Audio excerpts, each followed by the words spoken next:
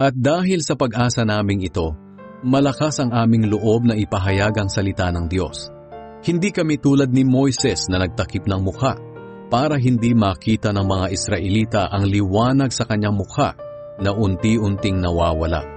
Ang totoo, hindi naintindihan ng mga Israelita ang kahulugan nito noon dahil may nakatakip sa kanilang isipan. At kahit ngayon, may nakatakip pa rin sa kanilang isipan habang binabasa nila ang dating kasunduan.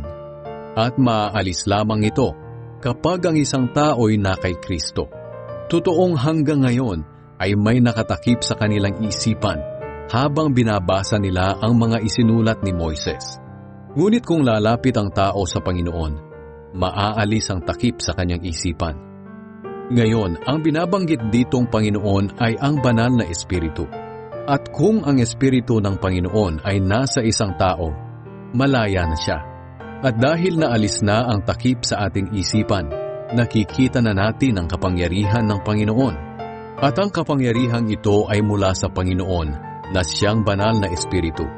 Ang siyang unti-unting bumabago sa atin hanggang tayo'y maging katulad niya.